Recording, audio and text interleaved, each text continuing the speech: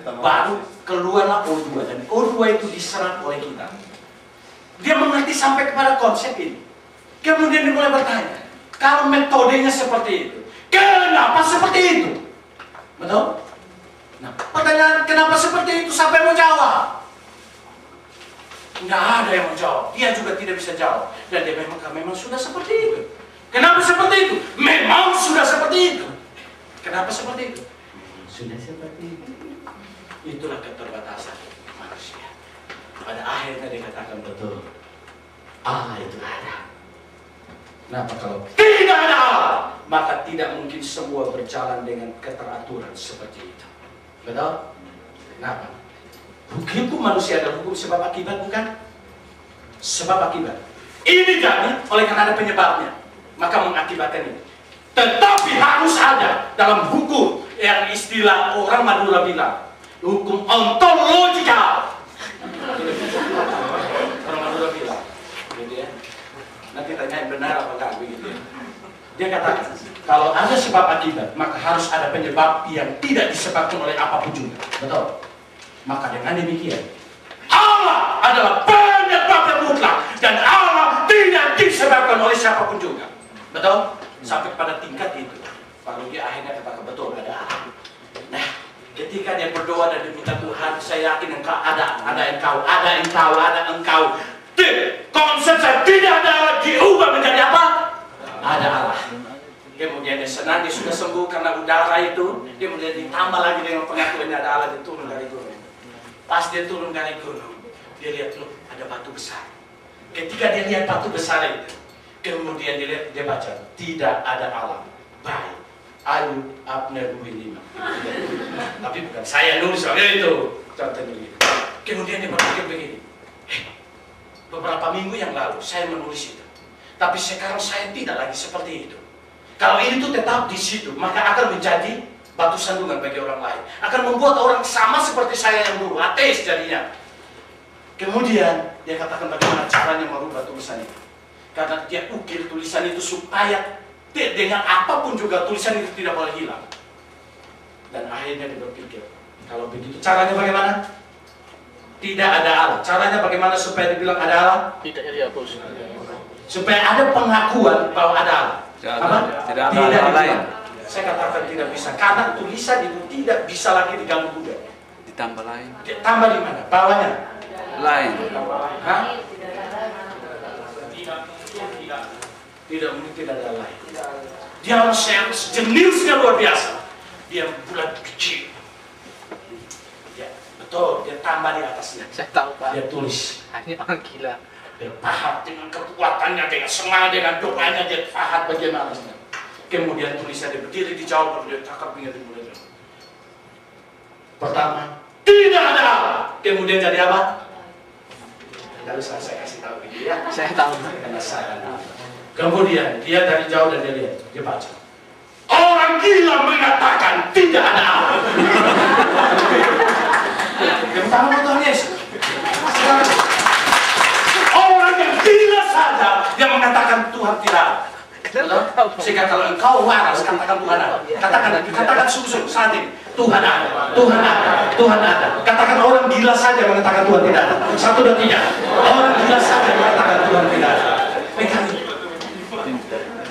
Kalau saya ngerti, Allah tidak mau supaya kita punya firman, tapi kita tidak tahu firman, sumber firman itu dari mana. Maka dengan demikian, dia tidak hanya pakai orang tertentu, tapi dia mau datang, mau menunjukkan bahwa ada firman, tapi ini ada sumber firman. Amin. Sehingga ketika ada sumber firman, tidak ada seorang pun yang berani katakan firman ini tidak ada hidupnya. Sehingga saya mau katakan, ketika kau sampai pada titik itu, engkau tidak akan mungkin tidak merindukan firman Tuhan. Betul? Karena engkau tahu firman Tuhan ini jelas ada sumbernya. Ada sumbernya, ada sumbernya. Sehingga seorang pengkhotbah katakan, iman yang sejati adalah penaklukan rasio di bawah kebenaran firman Tuhan. Saya ulangi kelima. Iman yang sejati, penaklukan rasio kita di bawah kebenaran firman Tuhan. Kenapa? Karena rasio kita terbatas, tetapi firman Tuhan tidak pernah terbatas. Alkitab katakan, dunia menjadi musnah, manusia akan berakhir, tetapi firman Tuhan kekal selama-lamanya. Rumput menjadi kering, kering, bunga menjadi layu, tapi firman Tuhan kekal selama-lamanya. Amin, saudara. Kenapa kekal? Karena dia punya sumber firman itu, dan sumber firman itu adalah sumber yang kekal. Maka Yesus datang. Tidak perlu kita meraba-raba lah apa itu, tapi dia datang dan dia menunjukkan, ini aku loh, aku sumber firman itu. Tidak perlu engkau ragu lagi dengan firman yang aku berikan. Amin, saudara. Ini poin yang pertama. Dan bila perlu, yang membutuhkan CD khotbah saya tidak untuk menjual. Tetapi kalau saudara butuh CD, hubungi dokumentasi. Karena setiap khotbah saya setiap minggu itu direkam. Dan kalau saudara butuh CD, silakan menghubungi dokumentasi. Kalau mereka terlambat mengeluarkan, kasih tahu saya. Saya tidak punya otoritas, ini otoritasnya dokumentasi. Dan kalau saudara butuh, silakan. Nah, saudaraku, ini poin yang pertama. Kenapa Yesus harus datang? Yesus tidak pakai lagi para nabi, tapi Yesus harus datang untuk bicara, karena Tuhan Yesus mau membuktikan bahwa firman pasti ada sumber firmannya. Orang lain katakan wahyu dari Tuhan, tapi sampai saat ini Tuhannya di mana? Tuhan harus dipanggil dengan corong, betul? Corong itu tahu ya? Toa itu apa lagi? Apa? Loudspeaker, apa lagi itu? Apa itu pembesar suara? Apakah semua pembesar suara adalah speaker? Ya, kira-kira begitu. Sehingga saudaraku, orang katakan Allah, tapi Allah mereka itu mana? Katakan wahyu firman mereka sumber firman di mana? Saudara bisa mengerti? Tuhan tidak membiarkan kita dalam gamam.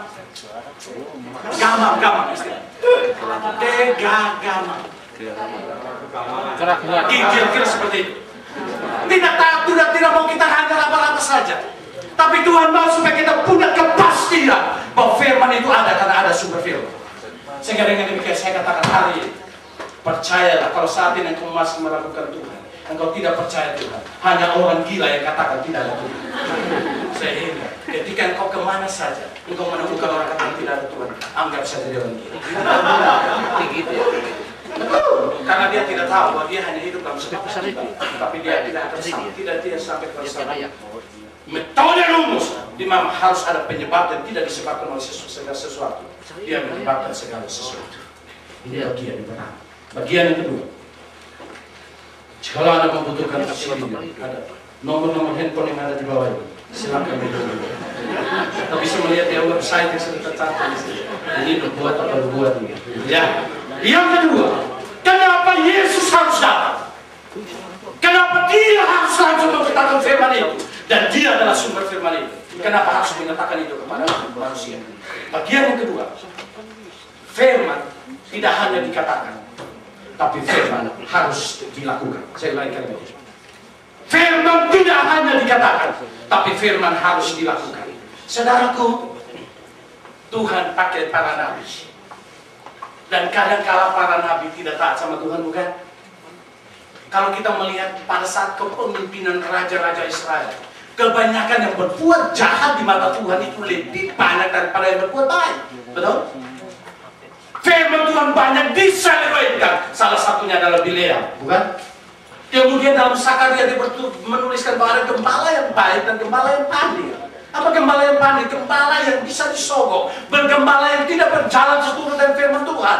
Banyak firman Tuhan diselewengkan. Saat ini banyak firman Tuhan diselewengkan untuk kepentingan diri sendiri. Dan gembala pandai ini pakai firman Tuhan untuk kepentingan